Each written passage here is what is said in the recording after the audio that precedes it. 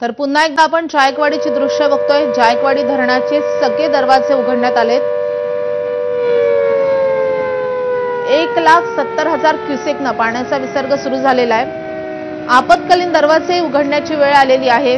आपण भुंग्याचा आवाज बघतोय। आजूबाजूच्या गावांना इशारा देण्यात येतोय। पाण्याचा विसर्ग आणखी वाढवला जाईल अशी शक्यता वर्तवली जाते, कारण धरण क्षेत्रामध्ये मुसळधार पाऊस सुरूच आहे। पावसाचा जोर असाच सुरू राहिला तर हा विसर्ग आणखी वाढवावा लागेल आणि त्यामुळे नदीकाठच्या सगळ्या गावांना धोका निर्माण होतोय।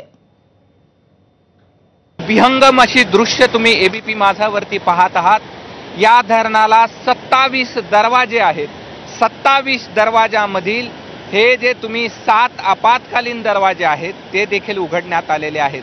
आणि आता जायकवाडी धरणातून गोदावरीच्या नदीपात्रामध्ये 1,70,000 एवढा क्युसेक विसर्ग करण्यात येतो आहे।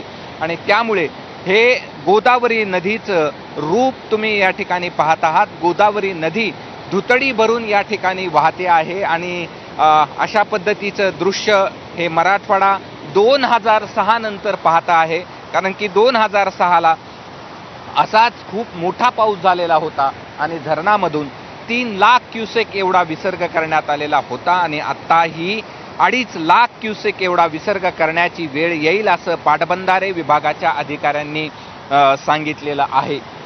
आणि आता ह्या लाटा आणि हे फेसाळलेलं पाणी या ठिकाणी तुम्ही पाहत आहात आणि ही जी दृश्य आहे ते तुम्ही केवळ एबीपी माझावरती पाहत आहात आणि अत्यंत विहंगम अशी दृश्य या ठिकाणी या नाथसागराची आहेत। आणि पहिल्यांदाच गेल्या कित्येक वर्षामध्ये एवढ्या मोठ्या प्रमाणावरती विसर्ग करण्यात येतो आहे।